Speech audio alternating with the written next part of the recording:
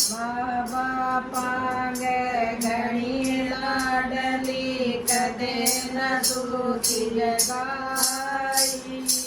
माँ बापा गे घणी लाडली कदे न सूखी जगाई।